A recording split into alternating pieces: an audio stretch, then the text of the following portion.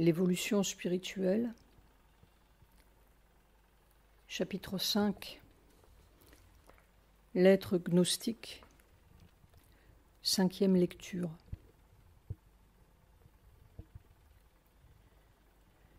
Tout le caractère de la vie et de l'action de l'être gnostique surgira, spontanément déterminé par la nature de son individualité gnostique.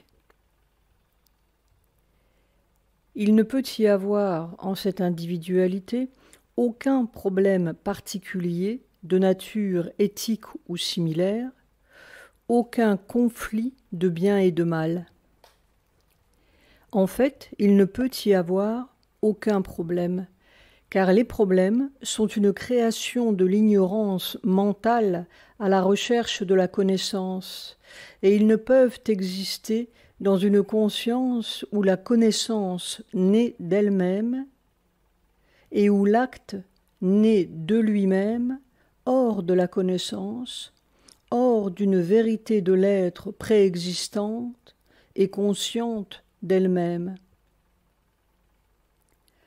Une vérité spirituelle de l'être, essentielle et universelle, qui se manifeste elle-même, s'accomplit librement dans sa propre nature et dans sa conscience autoréalisatrice, une vérité de l'être qui est une en toute chose, même dans la diversité infinie de sa vérité, et qui fait sentir que tout est un, sera en même temps, de par sa nature même, un bien essentiel et universel qui se manifeste lui-même, s'accomplit lui-même dans sa nature propre et sa conscience autoréalisatrice, la vérité d'un bien un en tout et pour tous, même dans l'infinie diversité de son bien. La pureté de l'éternelle existence en soi se déversera dans toutes les activités de l'être gnostique, rendant et gardant pure toute chose. Il ne pourra pas y avoir d'ignorance conduisant à une volonté mauvaise et à des mouvements faux, pas d'égoïsme séparatif s'infligeant du mal à soi-même par son ignorance et sa volonté séparée et contraire, ou en infligeant aux autres, poussé par soi-même à mal agir avec son âme, son mental, sa vie ou son corps, ou à mal agir avec l'âme, le mental, la vie et le corps des autres, ce qui est pratiquement le sens de tout mal humain. S'élever au-dessus de la vertu et du péché, du bien et du mal, est une partie essentielle de la conception védantique de la libération. Et il y a dans cette corrélation un ordre naturel évident. Car la libération signifie l'émergence dans la vraie nature spirituelle de l'être, là où toute action est l'expression automatique de la vérité et où il ne peut y avoir rien d'autre. Dans l'imperfection et le conflit des éléments de notre nature, il y a un effort pour arriver à une règle correcte de conduite et pour l'observer. C'est ce que cherche l'éthique, la vertu, le mérite, punya. Agir autrement, c'est le péché, le démérite, papa. L'esprit moral proclame une loi de l'amour, une loi de la justice, une loi de la vérité, des lois sans nombre, difficiles à observer, difficiles à concilier.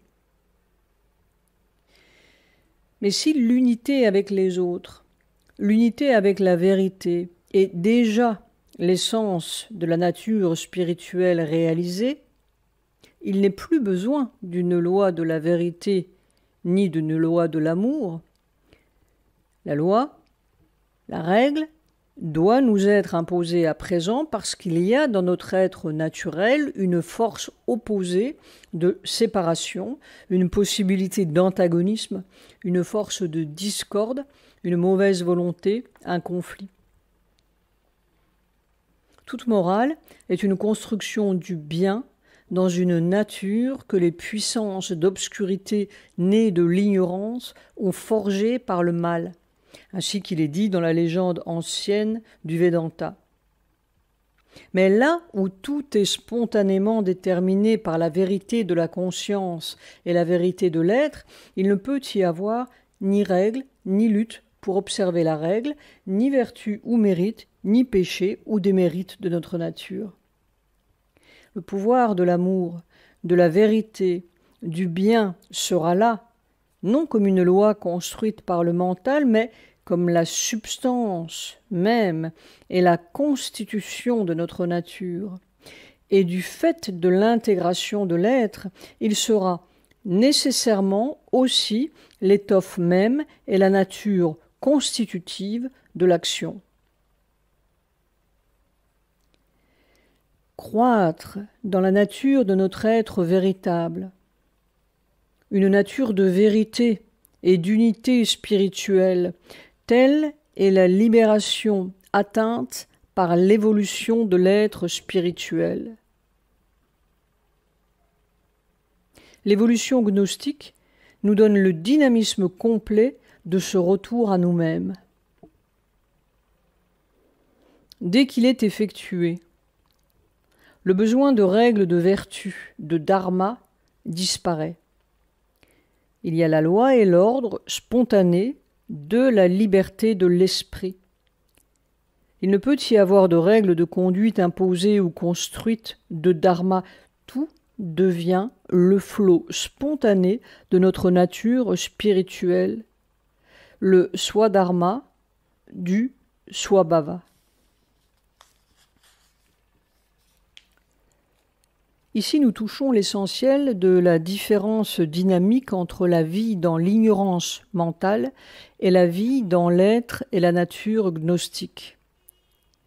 C'est la différence entre, d'une part, un être intégral pleinement conscient, en pleine possession de la vérité de sa propre existence et exprimant cette vérité selon sa liberté propre, indépendamment de toute loi construite, et alors même que sa vie est l'accomplissement de toutes les vraies lois du devenir dans leur signification essentielle, et d'autre part, une existence ignorante et divisée qui cherche sa propre vérité et essaie d'ériger ses découvertes en loi et de construire sa vie suivant le modèle ainsi fait.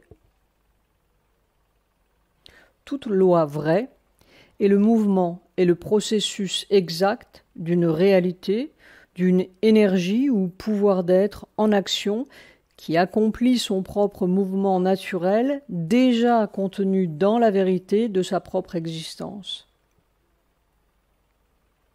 Cette énergie peut être inconsciente et son action peut sembler mécanique. Tel est le caractère, ou du moins l'apparence, des lois de la nature matérielle. Ce peut être une énergie consciente, dont l'action est librement déterminée par la conscience de l'être et qui perçoit son propre impératif de vérité, les possibilités plastiques d'exprimer cette vérité, qui perçoit toujours dans leur ensemble et à chaque moment dans le détail les réalités qu'elle doit réaliser. Telle est l'image de la loi de l'esprit.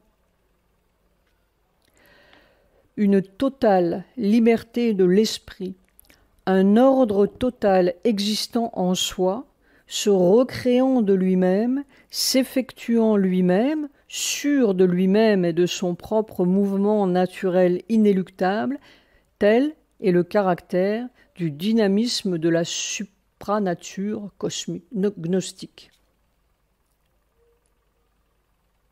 Au sommet de l'être est l'absolu, avec l'absolue liberté de son infinitude, mais aussi avec son absolue vérité de lui-même et le pouvoir absolu de cette vérité de l'être. Ces deux choses se retrouvent dans la vie de l'esprit, dans la supranature. Là, toute action est l'action du moi suprême, le suprême Ishvara, dans la vérité de la supranature. Ce qui s'exprime dans chaque être gnostique individuel, selon la supranature de chacun, c'est à la fois la vérité de l'être de son moi et, une avec cette vérité, la vérité de la volonté de l'Ishvara, une réalité à la fois double et unique. La liberté de l'individu gnostique est la liberté de son esprit d'accomplir dynamiquement dans la vie la vérité de son être et le pouvoir de ses énergies. Et ceci est synonyme d'une entière obéissance de sa nature à la vérité du moi manifestée dans son existence et à la volonté du divin en lui et en tout. Cette toute volonté est une dans chaque individu gnostique et dans l'ensemble des individus gnostiques et dans le tout conscient qui les maintient et les contient en lui-même. Elle est consciente d'elle-même en chaque être gnostique où elle est une avec la volonté de l'être gnostique et en même temps, celui-ci est conscient que c'est la même volonté, le même moi, la même énergie qui est diversement active en tous. Une telle conscience gnostique, une telle volonté gnostique, consciente de son unité dans la multiplicité des individus gnostiques, consciente de sa totalité concordante, de la signification et du point de rencontre de ces diversités, doit assurer un mouvement symphonique, un mouvement d'unité, d'harmonie et d'entente réciproque dans l'action du tout. Et en même temps, elle assure dans l'individu une unité et un accord symphonique de tous les pouvoirs et de tous les mouvements de l'être. Toutes les énergies de l'être cherchent leur expression propre et au sommet recherchent leur absolu. Elles le trouvent dans le moi suprême et en même temps, elles trouvent leur suprême unité, l'harmonie et l'entente réciproque de leur expression commune unifiée, dans son pouvoir dynamique d'autodétermination et d'autoréalisation qui voit tout et unifie tout. La gnose supramentale. Un être séparé, existant en soi, peut être en conflit avec les autres êtres séparés, en désaccord avec le tout universel dans lequel il coexiste, en état de contradiction avec la suprême vérité qui veut se réaliser dans l'univers. C'est ce qui arrive avec l'individu dans l'ignorance parce qu'il prend son appui sur la conscience d'une individualité séparée. Il peut y avoir un semblable conflit, une discorde, une disparité semblable entre les vérités, les énergies, les qualités, les pouvoirs, les modes d'être qui agissent comme des forces séparées dans l'individu et dans l'univers. Un monde plein de conflits, conflits en nous-mêmes, conflits entre l'individu et le monde qui l'entoure, est un trait normal et inévitable de la conscience séparative dans l'ignorance et de notre existence mal harmonisée. Mais ceci ne peut pas se produire dans la conscience gnostique parce que, en elle, chacun trouve son moi complet et tous trouvent leur propre vérité et l'harmonie de leurs différents mouvements dans ceux-là qui les dépassent et dont ils sont l'expression. Dans la vie gnostique, par conséquent, il y a accord complet entre la libre expression propre de l'être et son obéissance automatique à la loi inhérente de la vérité suprême et universelle des choses. Libre expression et obéissance sont pour lui les deux côtés interdépendants de la vérité une. C'est la vérité propre et suprême de son être qui s'exprime dans la vérité totale de lui-même et des choses unifiées dans une supranature unique. Il y a aussi entier accord entre les nombreux et différents pouvoirs de l'être et leur action. Car même ceux qui sont contradictoires dans leurs mouvements apparents et semblent, pour notre expérience mentale, entrer en conflit, s'accordent naturellement l'un avec l'autre, ainsi que leur action, parce que chacun possède sa propre vérité et la vérité de sa relation avec les autres. Et cette vérité se trouve et prend forme spontanément dans la supranature gnostique. Dans la nature supramentale gnostique, il n'y aura donc plus besoin des méthodes mentales rigides, ni d'un ordre mental au style inflexible, d'une standardisation limitative, plus besoin d'imposer un ensemble de principes fixes, de faire entrer de force la vie dans un système, un modèle, qui seul est valable parce qu'il est considéré par le mental comme la seule vérité correcte de l'être et de la conduite. Car une telle norme, une telle structure ne peuvent contenir la totalité de la vie, ni s'adapter librement à la pression de la vie totale et aux besoins de la force évolutive.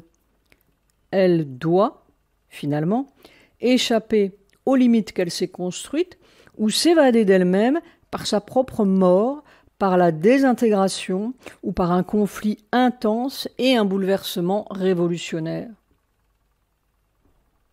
Le mental est ainsi obligé de choisir sa règle et sa manière de vivre limitée parce qu'il est lui-même lié et limité dans sa vision et sa capacité. Mais l'être gnostique prend en lui-même la totalité de la vie et de l'existence, qu'il accomplit et transmue en l'expression harmonieuse et spontanée d'une vaste vérité une et cependant diverse, infiniment une, infiniment multiple. La connaissance et l'action de l'être gnostique auront l'ampleur et la plasticité d'une liberté infinie. Cette connaissance se saisira de ces objets à mesure qu'elle avance dans l'ampleur du tout.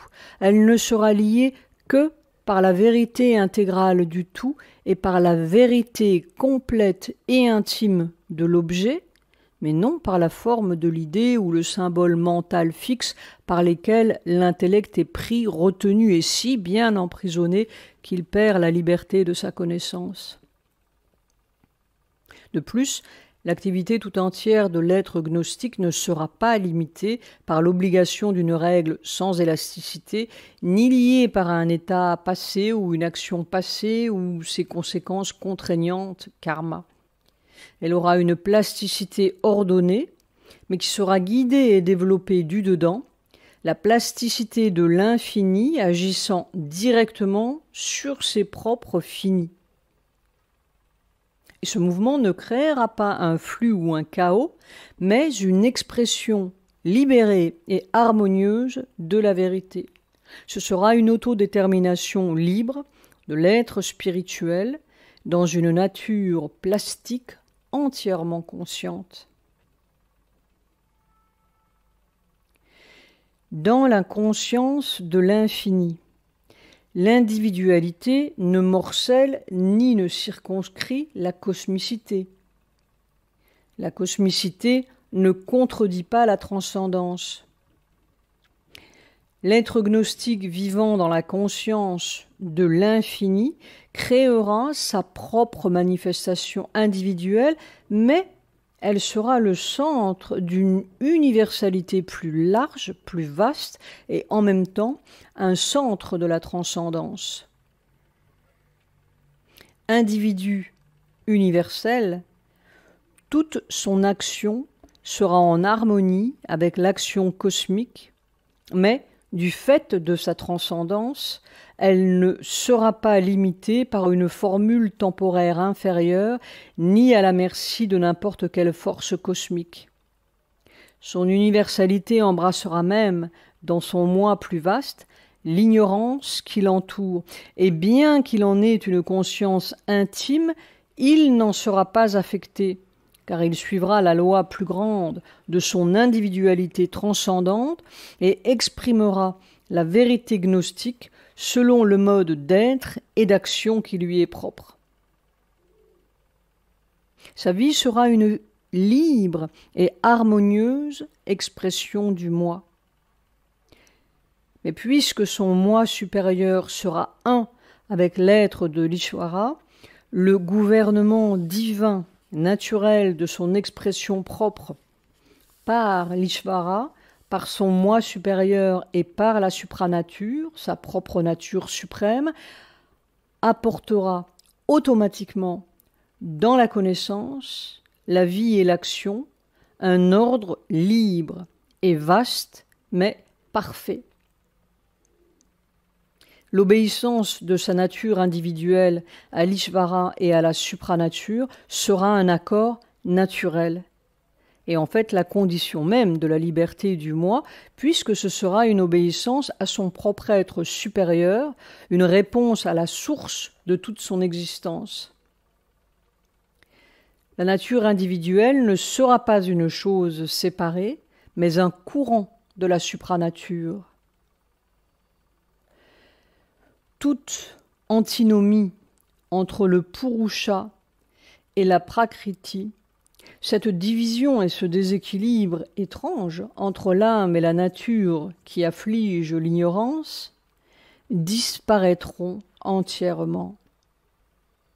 Car notre nature deviendra le déploiement de la force spontanée de la personne, et la personne le déploiement de la nature suprême, le pouvoir supramental de l'être de l'Ishvara.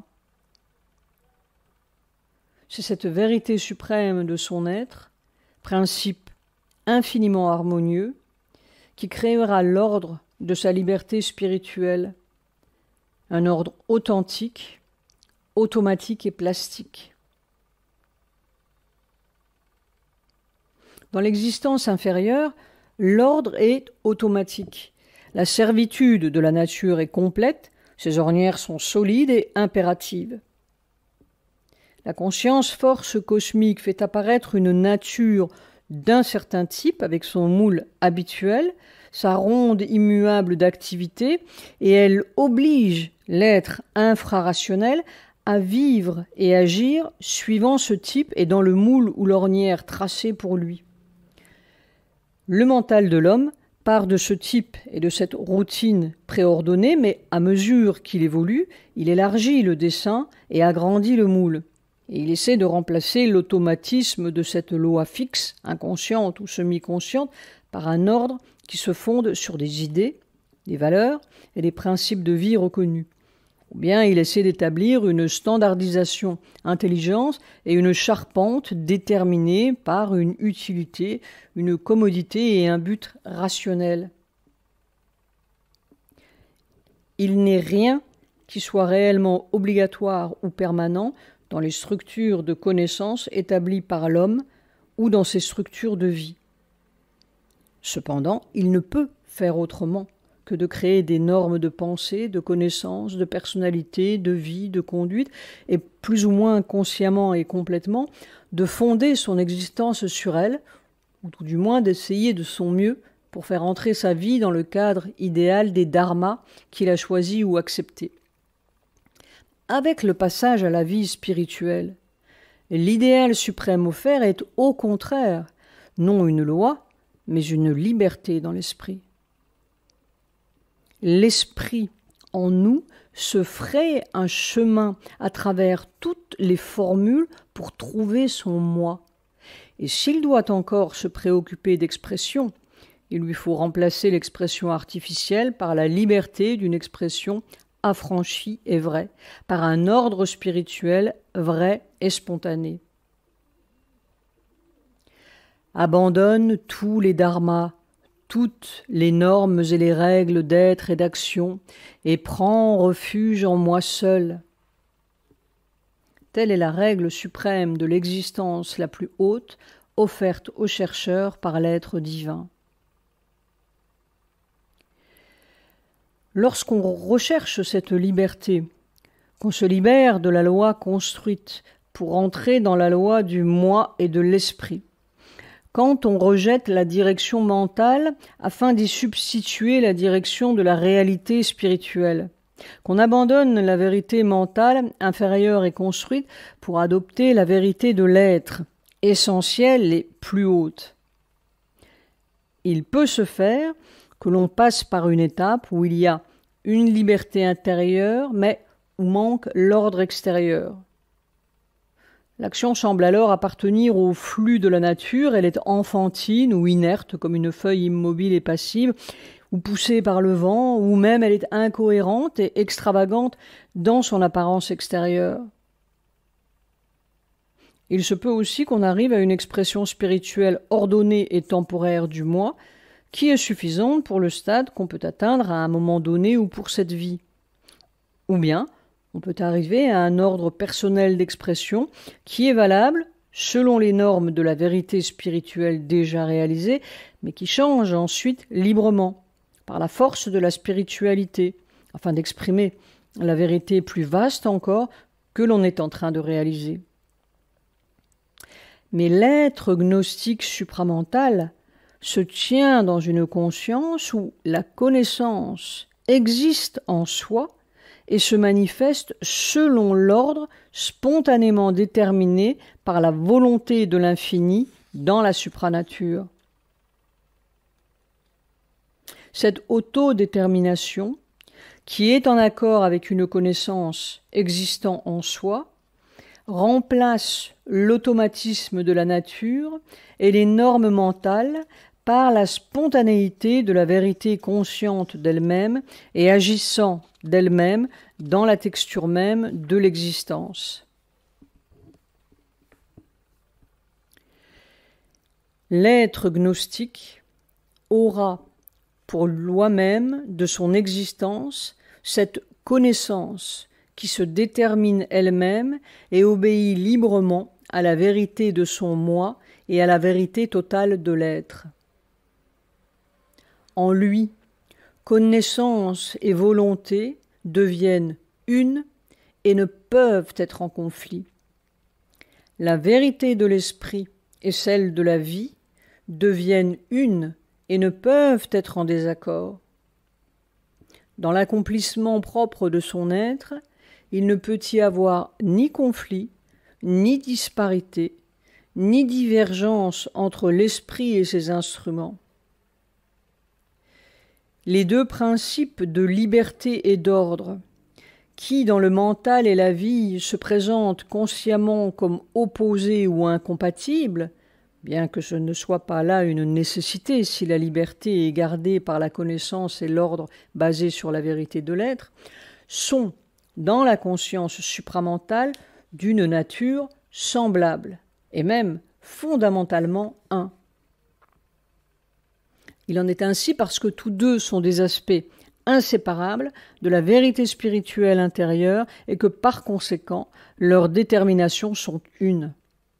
Ils sont inhérents l'un à l'autre, car ils naissent d'une identité et par suite coïncident dans l'action suivant une identité naturelle.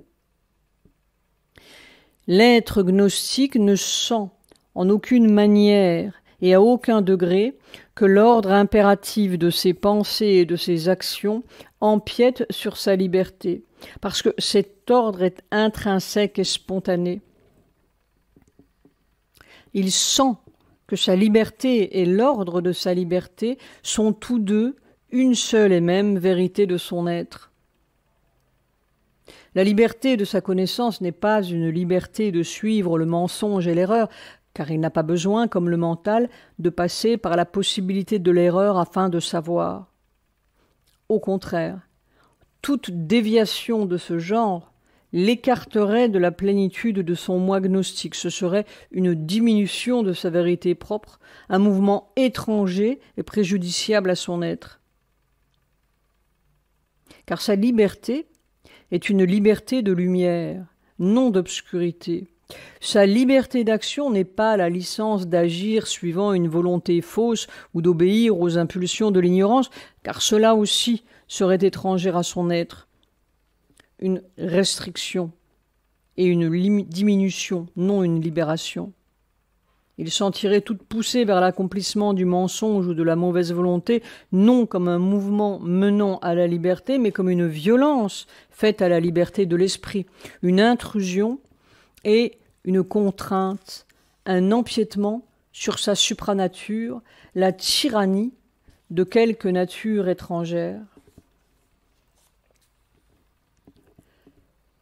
Une conscience supramentale doit être fondamentalement une conscience de vérité, une perception directe et inhérente de la vérité de l'être et de la vérité des choses. C'est un pouvoir de l'infini qui connaît ses finis et les élabore, un pouvoir de l'universel qui connaît son unité et ses détails, sa cosmicité et ses individualités et les élabore. Possédant en soi la vérité, elle n'aura pas à la chercher et ne sera pas exposée à ne pas la trouver, comme c'est le cas du mental dans le monde de l'ignorance. L'être gnostique développé sera entré dans cette conscience de l'être de l'infini et de l'universel, et c'est cela qui déterminera pour lui et en lui toute sa vision et son action individuelle. Sa conscience sera la conscience d'une identité universelle, et il aura par la suite, ou plutôt de façon inhérente, une connaissance de la vérité, une vision, un sentiment, une volonté de la vérité, un sens de la vérité et un dynamisme de la vérité dans l'action qui résulteront implicitement de son identité avec l'un, ou naîtront spontanément de son identité avec le tout. La vie s'avancera sur les traces d'une liberté et d'une ampleur spirituelle qui remplaceront la loi de l'idée mentale, la loi du besoin et des désirs vitaux et physiques et la contrainte du milieu. Sa vie et son action ne seront liées par rien d'autre que par la sagesse et la volonté divine agissant sur lui et en lui selon la conscience de vérité. Dans la vie de l'ignorance humaine, on peut s'attendre à ce que l'absence d'une loi établie et imposée conduise au chaos et au conflit, à la licence et au désordre égoïste, à cause de la séparativité de l'ego humain et de sa petitesse, et de cette nécessité qui le pousse à heurter la vie des autres, à la posséder et à l'utiliser. Mais ceci ne peut pas se produire dans la vie de l'être gnostique. Car dans la conscience de vérité gnostique de l'être supramental se trouve nécessairement la vérité des relations entre toutes les parties et tous les mouvements de l'être, qu'il s'agisse de l'être de l'individu ou de l'être d'une collectivité gnostique quelconque, c'est-à-dire une unité et une totalité spontanée et lumineuse dans tous les mouvements de la conscience et toutes les actions de la vie. Il ne peut y avoir aucun conflit entre les diverses parties de l'être, car l'harmonie intégrale de cette totalité et de cette unité comprendra non seulement la conscience de la connaissance et de la volonté, mais la conscience du cœur, de la vie et du corps, qui constituent les parties émotives, vitales et physiques de notre nature. Dans notre langage, nous pourrions dire que la connaissance volonté supramentale de l'être gnostique aura une maîtrise parfaite du mental, du cœur, de la vie et du corps. Mais cette description ne peut s'appliquer qu'à l'étape transitoire, où la supranature remodèle les éléments de notre nature à sa propre image. Une fois cette transition accomplie, il n'y aura plus besoin de maîtrise, car tout sera une seule conscience unifiée et par conséquent agira comme un tout dans une intégralité et une unité spontanée. À suivre.